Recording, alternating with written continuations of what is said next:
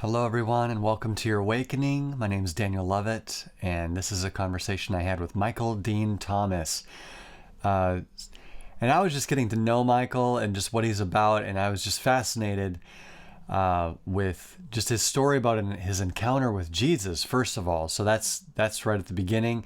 And then he dives into just his calling, his mandate, his purpose, what he's bringing to the world, really, about working purposefully together to build back better, to build in the kingdom of God, the way it looks in government and in entertainment and in all kinds of avenues of what you'd call the 7 mountains of influence, which I can't even name right now.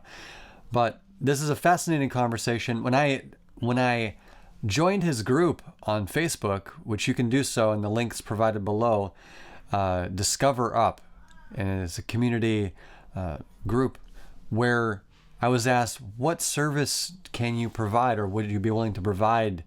I was like, wow, this is really about working together to build a better world. And I found it so inspiring. I mean, so many things were so apropos to even the prayers I've prayed, things I've been reading in Proverbs about how to thrive in life. And we can thrive together. That's the secret. Together, as we work together. How can I bless you? How can I serve you? This is the question we should be asking ourselves whenever we meet anyone, especially as the Lord leads. I guess we're afraid also of spreading ourselves too thin, but it's good to just dive into this thing and put your hand to the plow of working with Father in building the kingdom and ushering in, establishing heaven on earth. Doesn't that sound good? All right, enjoy this conversation and bless you. So I'm coming home. I'm coming home. I'm longing for the longing. I'm longing for a home.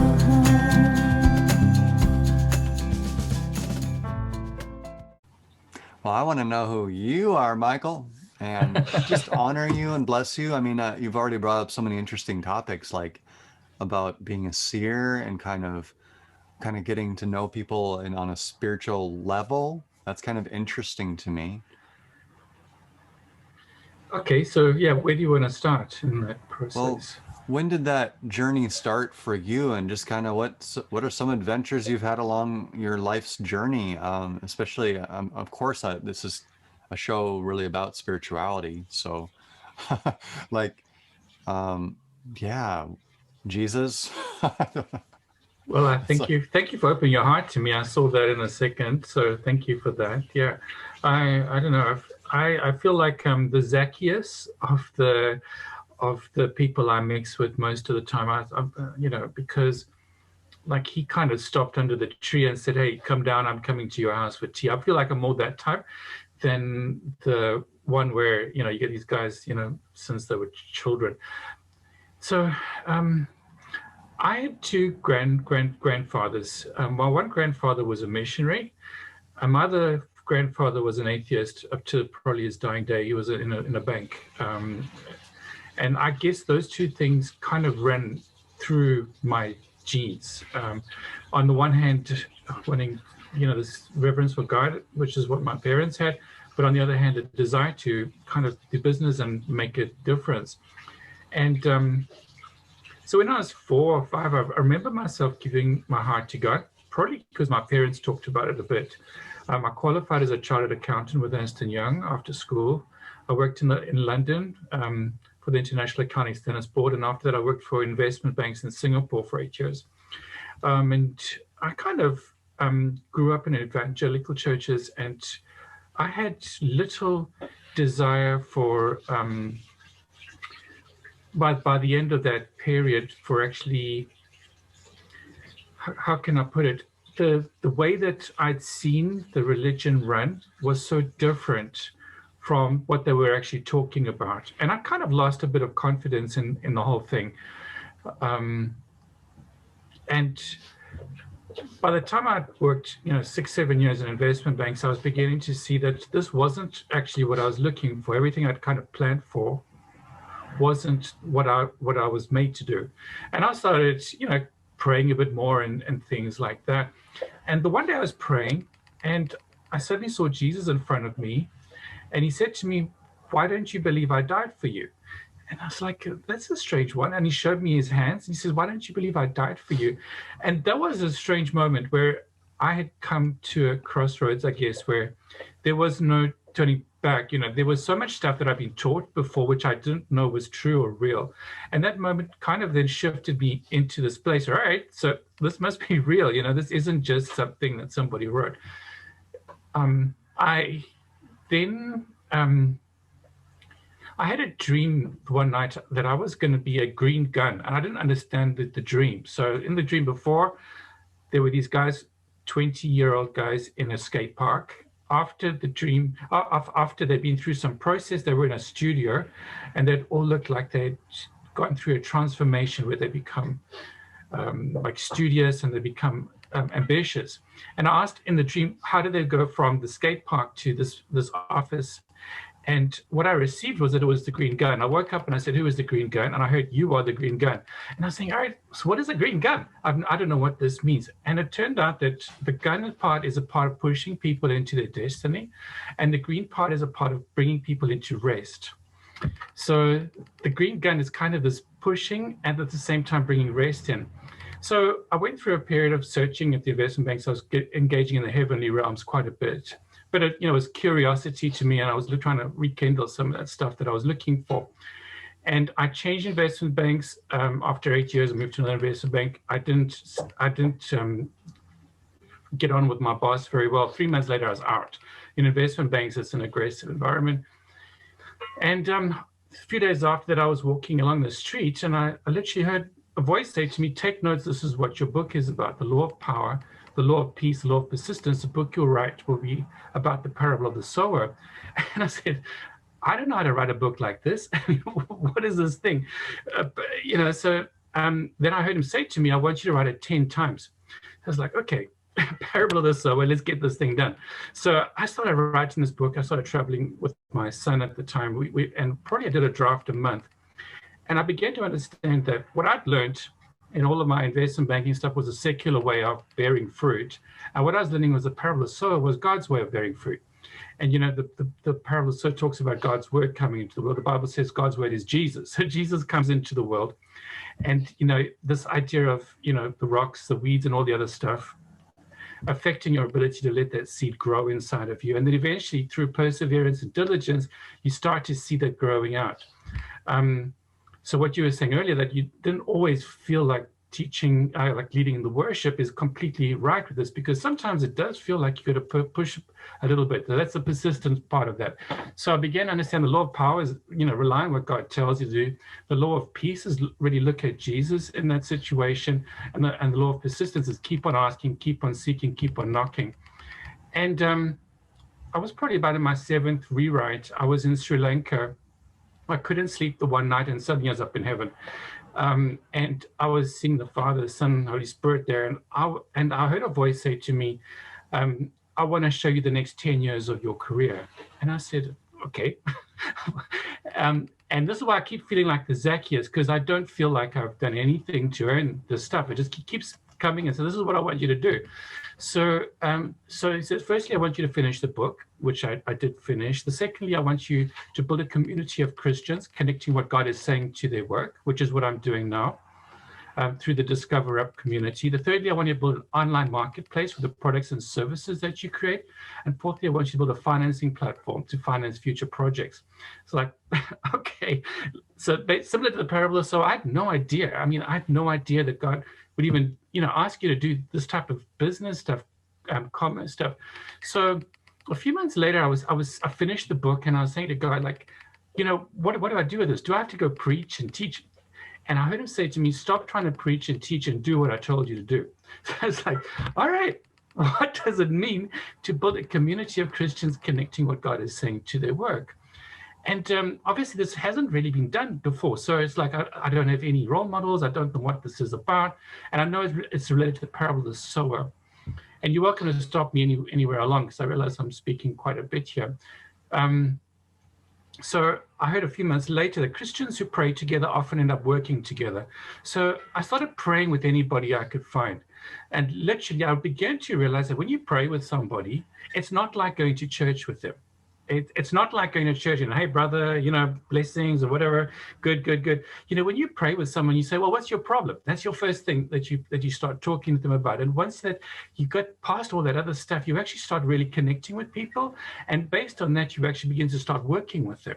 So I began to realize that a lot of the Christian business things that are set up are not based on praying people.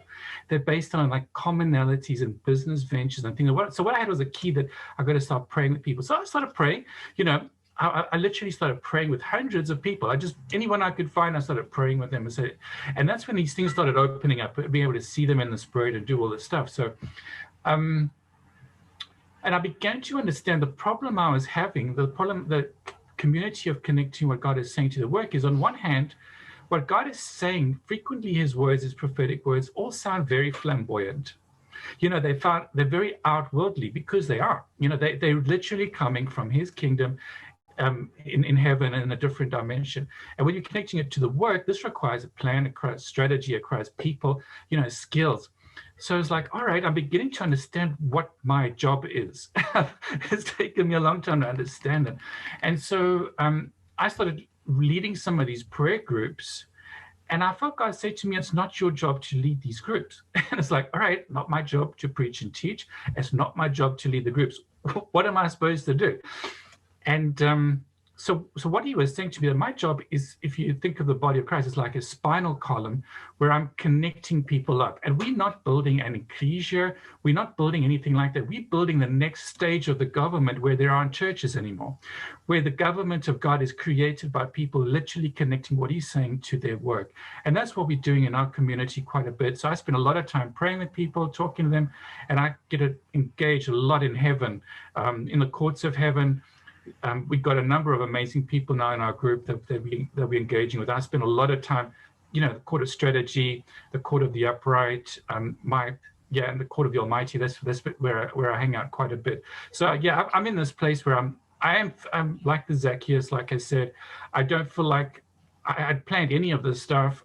I never started out intending to come here, but it is a merger of, I guess, the business side and the spiritual side at the same time. Yes, that is lovely. I was just enjoying listening to you. I was actually writing some notes. I'm like, wow, okay. Court of the upright, court of strategy. And what was the other one you said? Court of the Almighty. Yeah, we got like 30 or 40 places we go to regularly now in our groups. Now that's interesting. And also too, you're touching on a subject that I've prayed about, but I don't know if I've delved too deeply. I think any progress I have made is because of these kind of prayers of like, Lord, will you be my business partner, Jesus?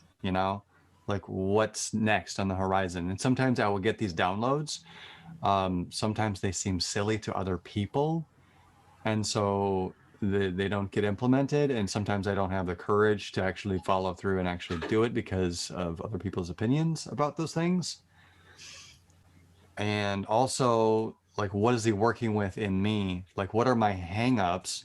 Like, if I have, we could talk about this, like, because this would address something that I deal with, like where Jesus, he says, love of money is all root of all kinds of evil. And so some people like avoid it because they're like, I don't want to be a con man.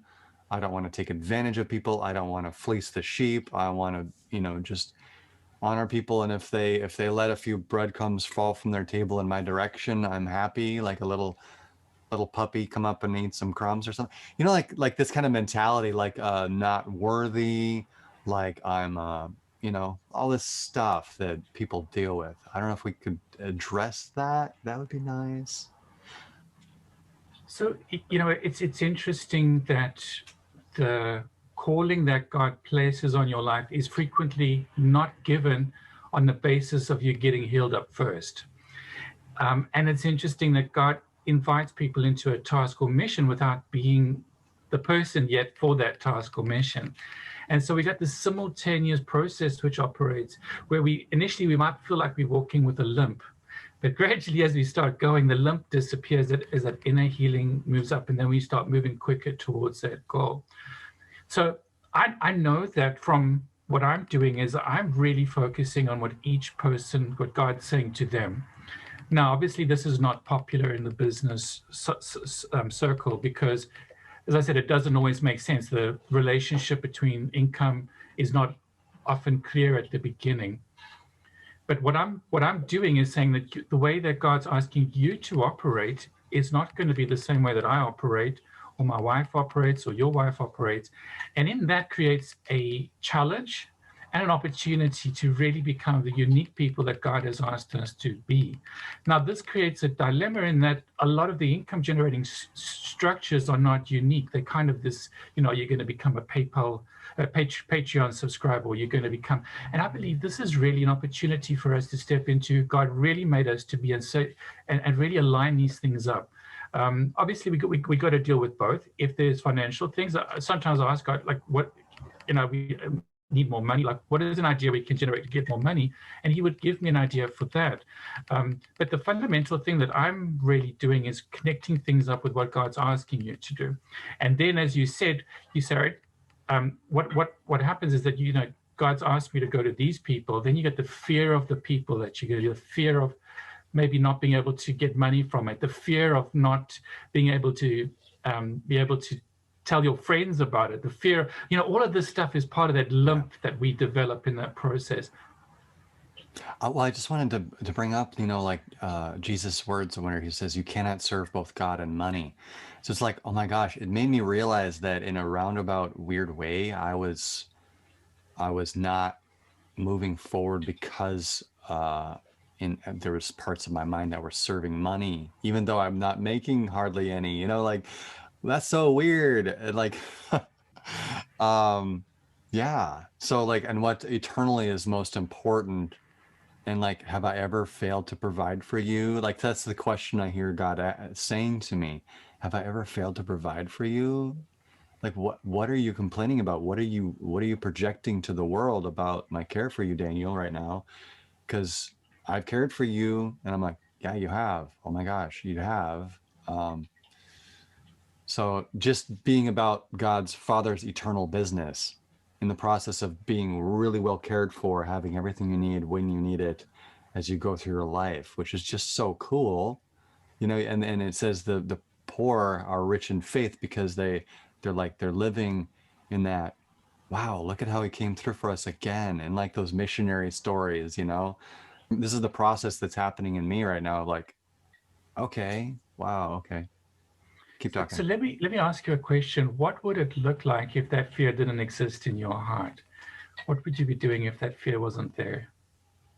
Yeah, thank you for asking. I think I would continue doing my radio show, no matter how successful it appears to be, because I love connecting people, and I love serving people in this way. I love honoring and celebrating people like yourself, and proclaiming the name of Jesus on this format. Yes, I would create music. I would explore that option. I would write. Those are the three things I would do. So I'd be interested in going with you maybe into the business center in heaven, and asking what would it take to make that business profitable? What changes would you need to do to make that business into something that can sustain you? That would be an interesting question to take to heaven. And I like these type of questions because you never know what you're going to get. And these guys know how to run careers from heaven's perspective far better than we do. We don't even see all the options, all the possibilities. So I would definitely be interested in doing that with you sometime and getting other people involved in that. So that's the type of thing we're doing in our groups. We're saying, and the other thing that I'm seeing a lot is that we kind of operate within our little domain. And as I'm like the spinal column, I'm bringing people together. And I know that from my experience, growing up in a traditional church environment, anyone who kind of wanders out of that environment doesn't get rewarded, they don't get thanked, they don't get pushed as the body is supposed to function, because we've had such a narrow idea. And the other question I'd have then for the business owners, who should you be connecting with in order for that to become profitable? Because sometimes it takes 3, 4, 5, 6 people in order to create a business venture. And the thing that you were saying earlier on about how do I deal with CEOs and prophets, I find it, because my gifting is kind of the opposite, I've actually got to mix more with the seers and the prophetics. And as a result, I actually got to work with the opposite to who I am in order to have maximum impact. And this goes completely against what we've been taught in church. If you're a Baptist, you're a Baptist. If you charismatic, why wouldn't I work with someone who's a hardworking evangelical? Or why wouldn't I work with, someone who's only going to be legislating in heaven? Why can't I work across those domains? And we're not seeing that there's actually far more variation in the body that we understand right now. So I'm be interested in connecting, putting those relationships in place that we never would have expected. Yeah. And what that could look like, it could just be like something totally different from what I've ever imagined, kind of breaking me out of the ruts in my mind of how I've operated so far into, and it's like, oh wow, the world is more expansive than I ever imagined. This is kind of what I'm seeing. I'm getting quite a lot from God on how to create a choice. There's a lot of discussion about creating ideas, and we kind of think that we just need an idea. We need an idea for a new song, or we need an idea, for a business.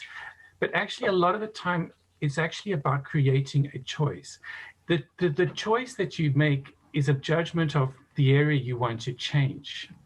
And unless we're making a proper judgment of this is the area in my life where I want to step over, if we're not going through that process, we're actually not getting ideas for the right problems that we need to solve. So in the same way that the timing is not right for some industries to be stepping into, we're not creating the right types of choices for us to be able to maximize who God made us to be. And I'm really stepping out of all of the traditional boxes. I'm really saying, let's use what God has given us to open up, expand those choices, like you said. Let's figure out where are the areas in my life that I could change, and then let's find out where is the right place for us to be putting ourselves within that. And that for me is a really critical part of what we're doing, instead of just assuming that we're going to do this or we're going to do that, and really picking our position in the marketplace. Yeah, and as you say that, it's like, I don't want to be on my own with all this. We need mentors.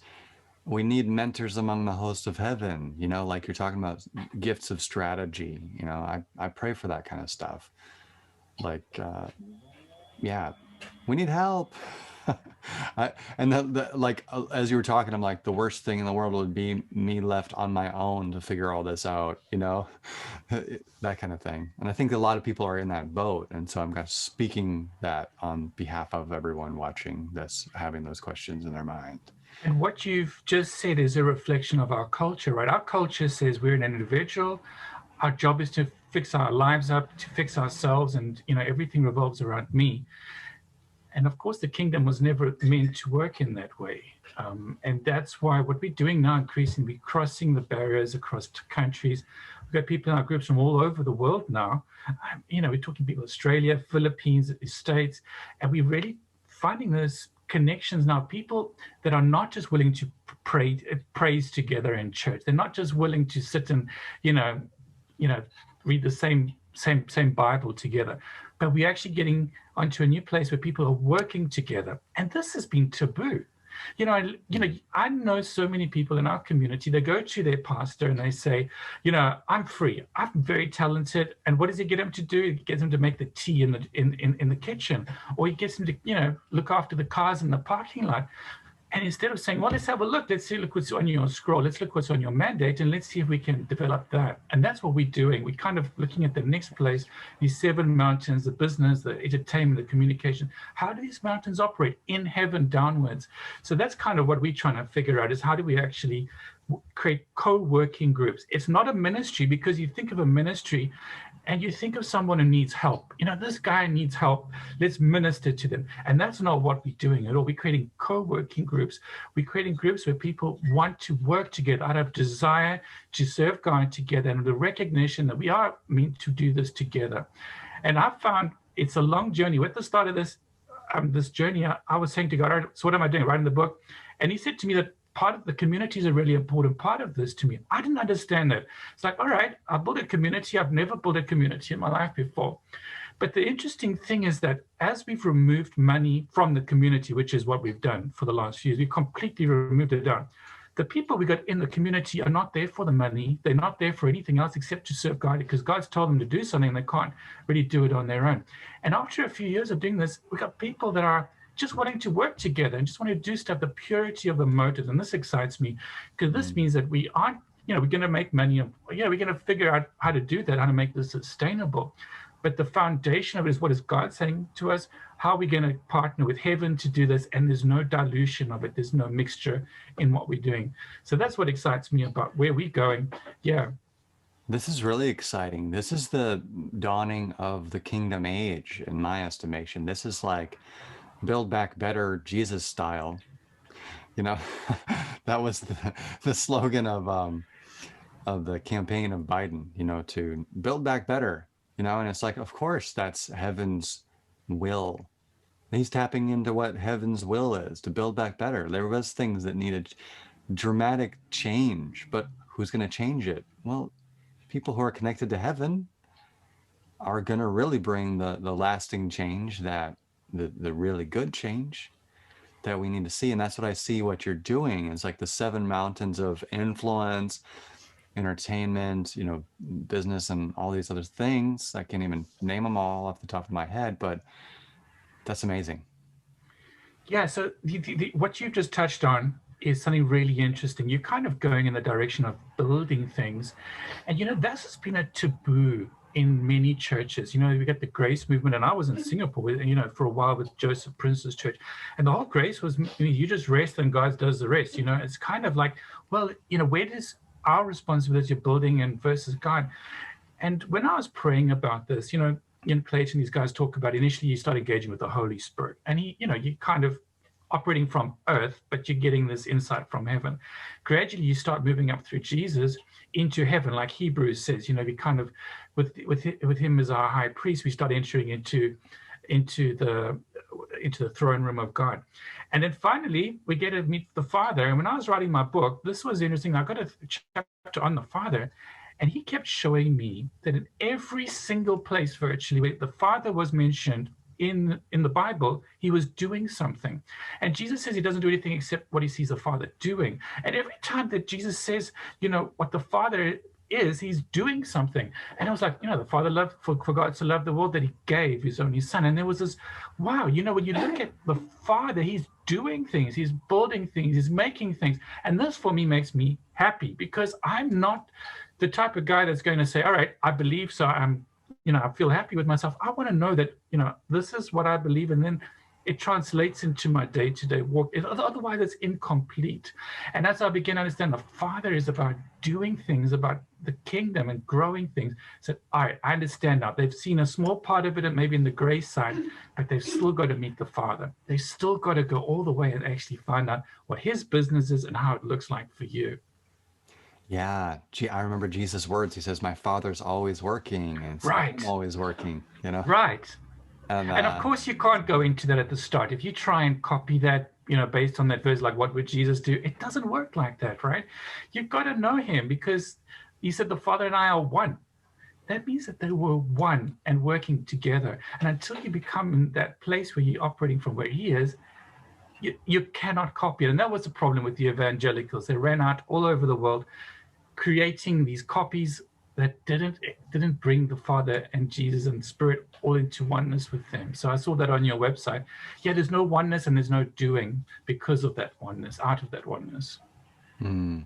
Yeah, I love this idea of like Father and Son working together. Like, hey, mentor me. Like, I am your whatever protege. Your there's a word for it that's escaping me right now, but it's the way that businesses always ran throughout history. Of like, you take on a Yeah, I know what you're talking about.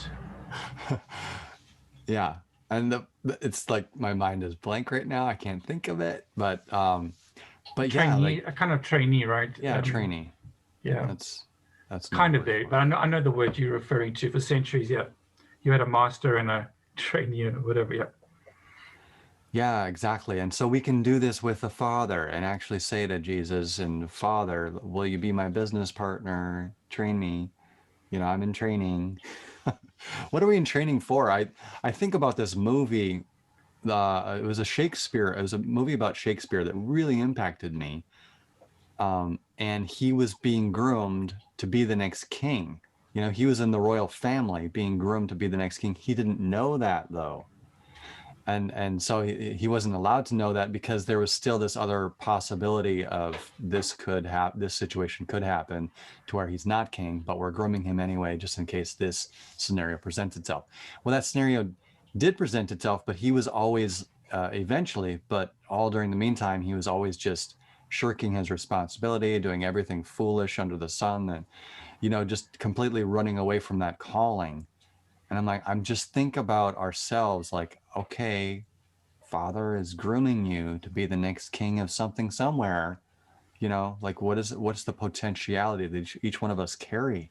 We carry so much, and it just pains me to see all the wasted time, in my own life, for instance, about that potentiality not coming out. I got so much music in me. I should have, at least 15 albums instead of 3 original albums. Are you kidding me? So, Yeah, it's an interesting one because when we engage with the spirit of wisdom, I think one of the things that I didn't understand about wisdom at the start, you read Proverbs, if you want to do this, you get that. You kind of this idea of this cause and effect. But the spirit of wisdom is all about a natural process, a process of relating that moves you from here to there.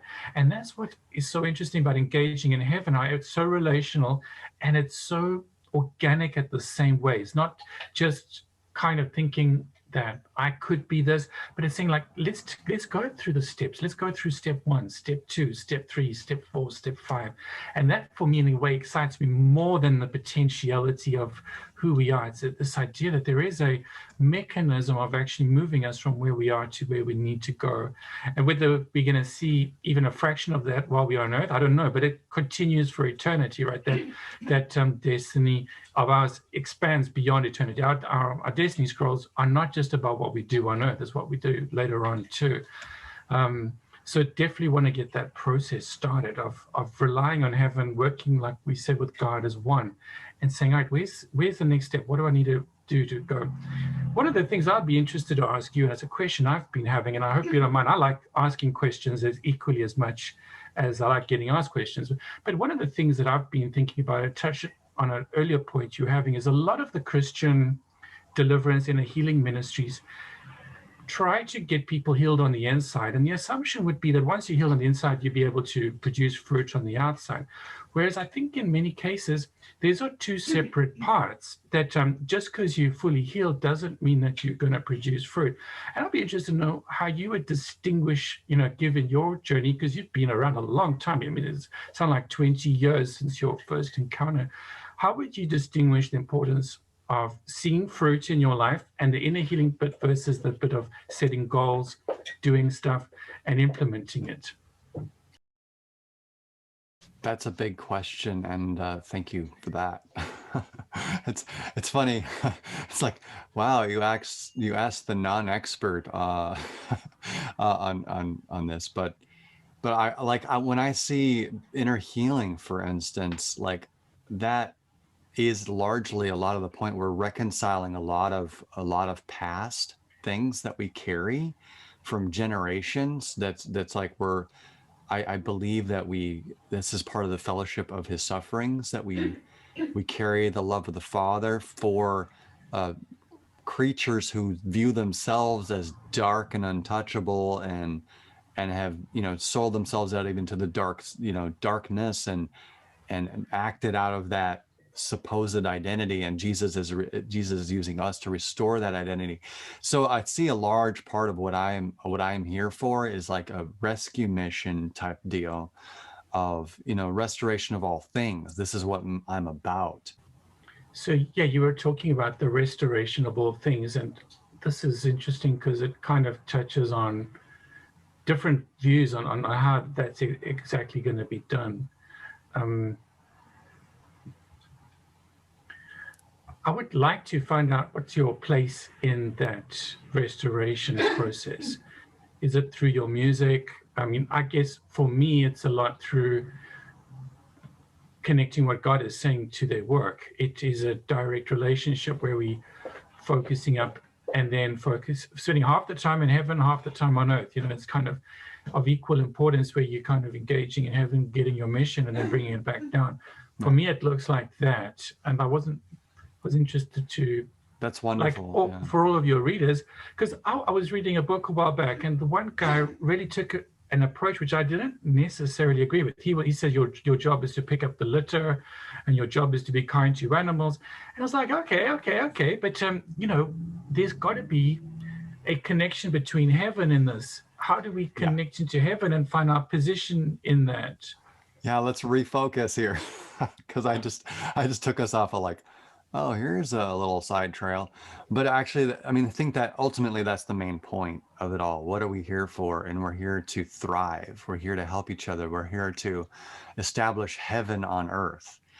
And it's not, and the surprise to me was that it's not just about casting all those demons into hell, like, you know, like that kind of thing, but it's recognizing the fact, or the evil spirits, you know, because we were all like evil spirits that Jesus came to save. It's through salvation that the earth is transformed into heaven. It's through recognizing, hey, Jesus gives you his peace. There's wholeness right now in this moment that you get to enjoy. In fact, your wholeness lives in the now, so live in the now. Show up to your own life. You know, make those goals.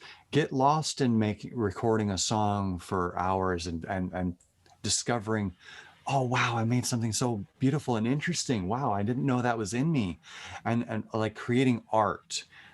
Because art is part of all kinds of art is telling stories that are bringing God's kids home. It's the prodigals coming home. It's the prodigals saying, I'm my father's son. I am, you know, like at my core, I am love, you know, even though I've believed all kinds of things that were opposite and contrary to that.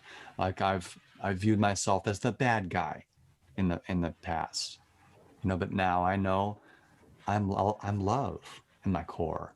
You know, and so operating out of this identity is really the key that I see moving forward into everything else you're saying. Like, oh, now I'm going to make some goals because we have strategies from heaven, and okay, we've got a game plan. And when you're not alone, you have the host of heaven, you have Jesus as your business partner, your father's mentoring you in this life of like, where are we going practically? Because this has got to work out practically. You're right. And it shouldn't be twittered away on, oh, you want to serve in the church? Okay, here, you can serve in the kids' room or in the nursery. You can hold babies and stuff and change diapers and watch their kids for that. You know, like, no, really, like, okay, what is your mandate? Come on, you know, I love what you're saying, Michael. I love just honoring what you're bringing to the body and this message of what's your mandate? Let's connect heaven with you. Yes. And that's kind of my thing. That's what I like to talk about, but also other people too that you need in your life to mentor you and propel you along and launch businesses and such. I love it. Yeah, and I think like you're kind of touching on the fact that there's so much information out there, so many aspects of restoring all things. You could talk about different ways of analyzing the problem, you know, bringing peace into the world, the inner healing part. You know, there's so many different ways of actually looking into this thing. It's almost like, all right, we have enough information now. God, tell me what I need to do. Who do I need to connect with? I've got enough, you know, of the general framework. It's kind of like you've done, you know, the pluses and the minus, the multiplication, divide. Now, what is the type of problem I got to solve? And I think for me, that's just the exciting thing that you were like really kind of getting to, where a lot of the churches up to now, you have a pastor or a preacher who's been through seminary and they've gone into their denomination. That's what they've done. They haven't said to God, really, what do you want me to do? What type of a pastor am I? And where do you want me to go? And because they haven't been through that process, they can't take other people through the process. And as you doing that in the music industry, saying, all right, I'm connecting it up. This is how I connected it up. Then suddenly you say, wow, Daniel's done it. He's actually connected this up in ways that, I don't know, it's like going to Solomon's temple and saying, this isn't a normal temple. We got things happening here which aren't happening anywhere else. And it's because we're seeing what's happening in another place. And I think that's for me, where we don't have a lot of examples. We really do need to go back to God and say, show me what this looks like. I don't know how to do it. Where's it coming from? What do I do? Who do I connect with? And all these dumb questions, all these simple questions, let's put it together and start getting a plan. Yeah, so as you can see, I'm kind of mystical in that I've had these experiences. But on the other hand, it's like, God, there's got to be more. What I've seen right now, it's just not outworking. I would say the mystic community, I want them to get their hands dirty. I want them to take their revelations from heaven, all the things you're learning about gateways and cleansing and repentance. I want to see this connect this into earth. And I want to see all the people that are just operating on earth, all those Christians going up to heaven. Let's go and get the stuff in heaven. Let's I've been thinking a bit about the fact that in my community, I can see that some people like the revelation, but they don't like growth. And I couldn't understand it for a while because, all right, yeah, I'm getting more revelation, I'm getting more understanding, but the growth comes when you feel pushed. It's like, all right, this is out of my comfort zone. This is that question I don't know how to solve. And there's no audio tape out there where I'm going to push play and get the answer for. There's nothing like that. And these are hard choices because there is no best outcome most of the time, and God's going to lead you through that process. Yeah. Yeah, I came up with, well, I shouldn't say I came up with it. My wife came up with something the other day that I thought that would make a great tattoo. And I was like thinking of putting it on my arm here. I'm not actually going to probably do it, but I'm like, you have the freedom to make the very best choice. At every given moment throughout the day, we have that freedom to make the very best choice. Wow. And then she says, if you really want to see something get done, put it into your routine. If it's not in your routine, it is not happening. What do I want to see in my life? Okay, put it in your routine. Exercising every morning. Okay, you want to sit down and write for an hour every morning. Okay, wonderful. Put it into your routine. Okay, you want to, whatever it is, work on music. Okay, dedicate this set time. Like maybe it's late in the evening when the family's gone to bed or whatever, and you're in your studio. Okay, set that time, work at it for a couple hours. This is the stuff that just like helping me. And I'm like, yes, this is what I need. I need a routine to start seeing these things and in my life and developing them, growing and maturing in these avenues that I want to grow in. You can't just sit around and say, oh, I want to grow in that and never actually do it and put it into your routine. I love that. Very good.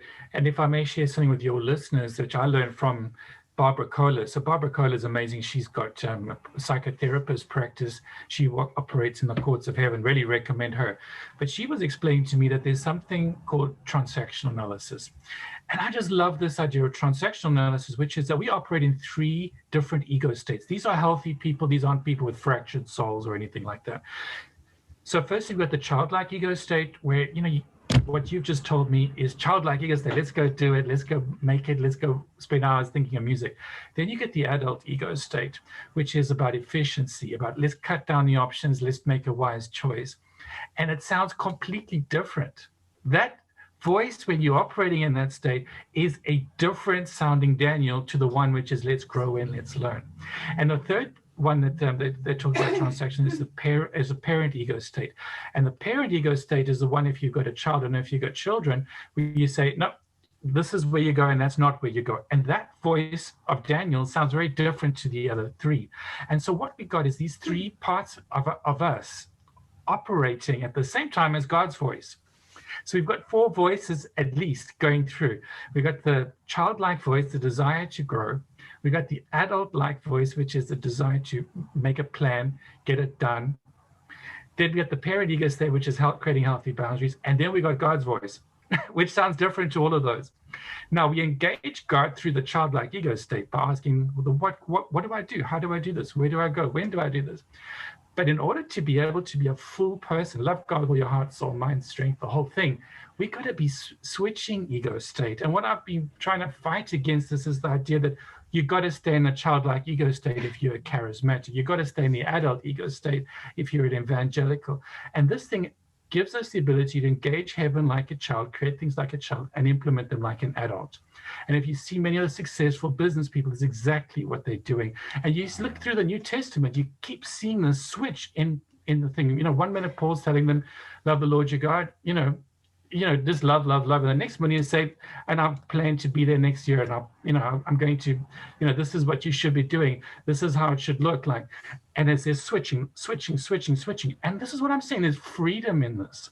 There's freedom in this. And we haven't been taught about this because people haven't been stepping into it. And this is what we're doing. We're beginning to merge these things together, our understanding of who we are with what God's telling us, and distinguish his voice from the other ones. Wonderful, Michael. I just wanted to, we're going to wrap this up here pretty soon here, but I just wanted to, how could people connect with you? Do you have a website or something that? Yeah, so my website is discoverup.com. We got a Facebook group. I'm going to be renaming it to Discover Up Christian Community because people have been saying that my current name isn't easily understood. So yeah, that's how people can connect with me.